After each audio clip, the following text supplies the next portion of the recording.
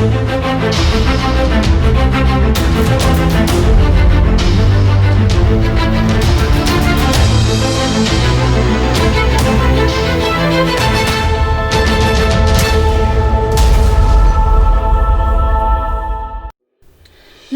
Next generation news channel में आप सभी का स्वागत है।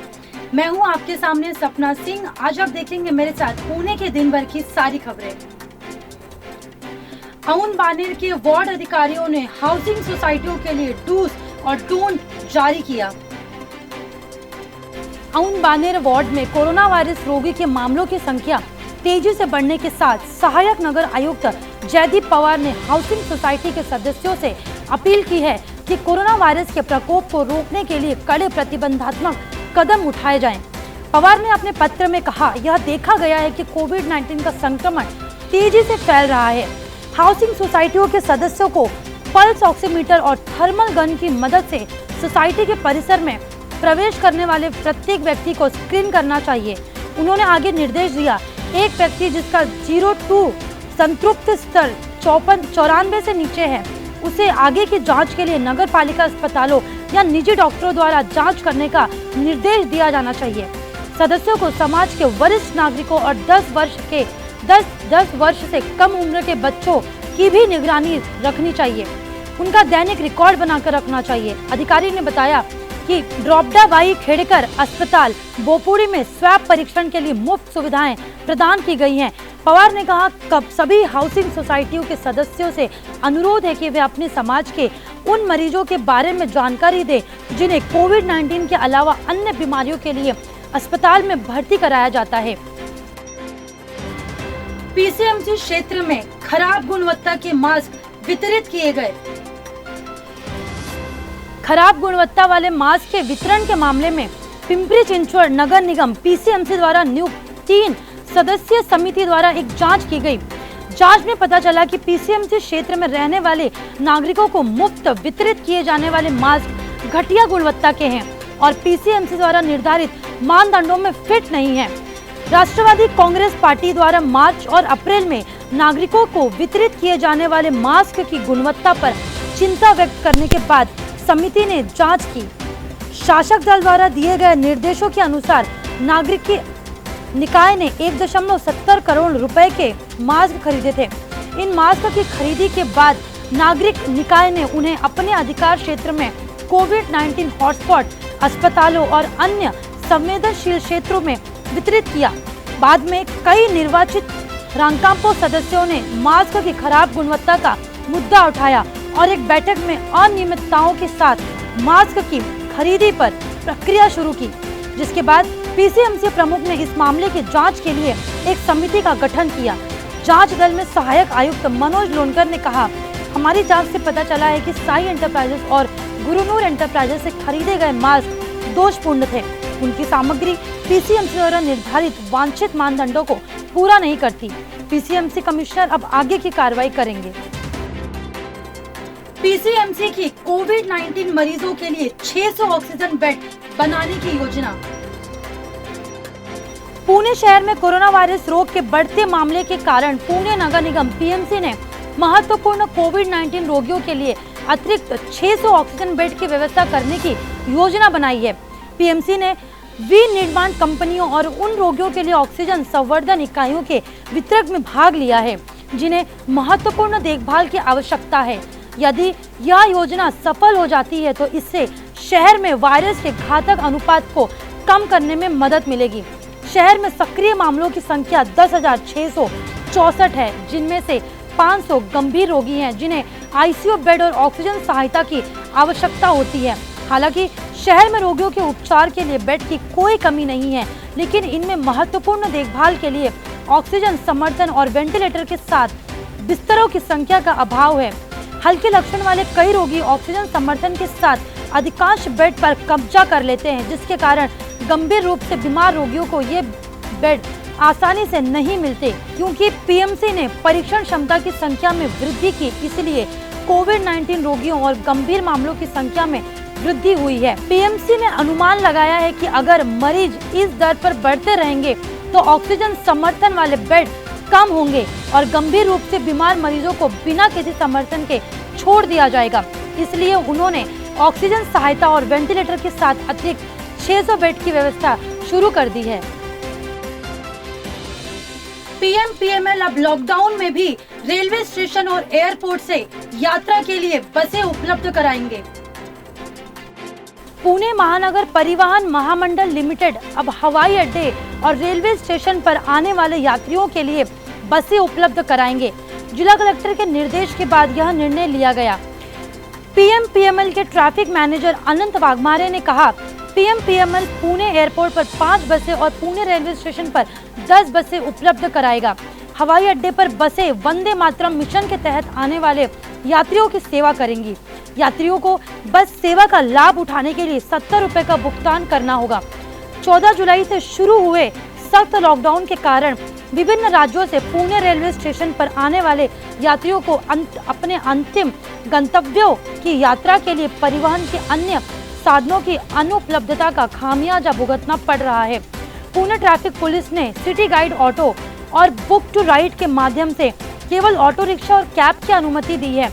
वर्तमान में पुणे से दानापुर के लिए केवल एक विशेष ट्रेन चल रही है।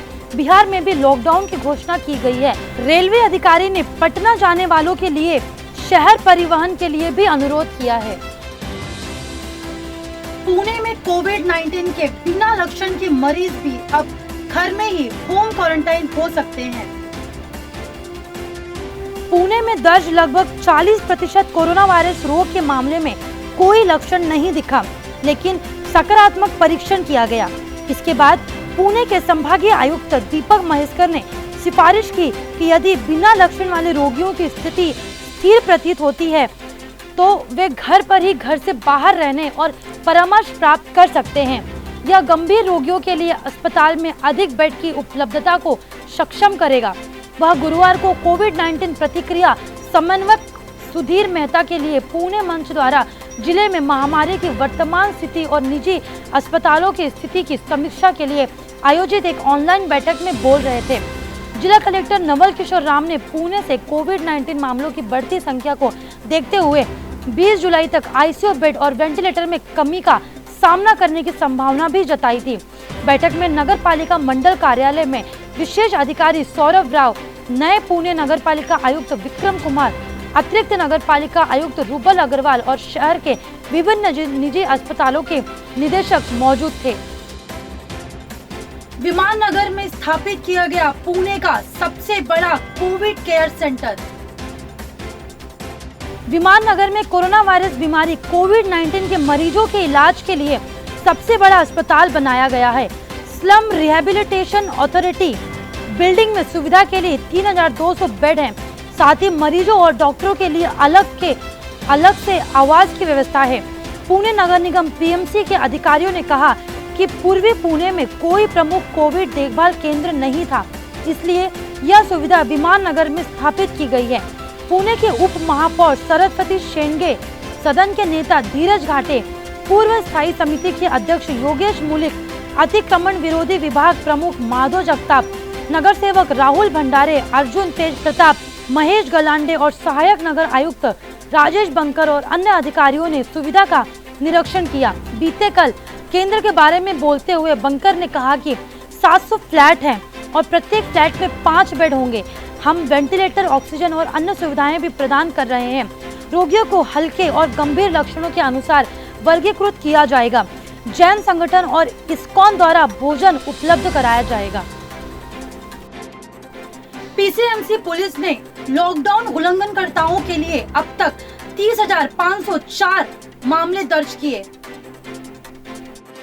इसकी सबसे बड़ी कवायदों में से एक पिंपरी चिंचवड पुलिस ने 30,504 मामले दर्ज किए हैं और वहीं 125 लोगों को शुक्रवार शाम तक लॉकडाउन उल्लंघन के सिलसिले में गिरफ्तार भी किया है। इस बीच पुणे पुलिस ने जिला प्रशासन द्वारा 10 दिन की तालाबंदी की घोषणा के बाद से सोमवार आधी रात के बाद से उल्लंघनकर्ताओं के खिलाफ 1,613 मामले दर्ज किए। सामूहिक रूप से जुड़वा आयुक्तों ने लॉकडाउन उल्लंघनकर्ताओं के खिलाफ 32,117 मामले दर्ज किए।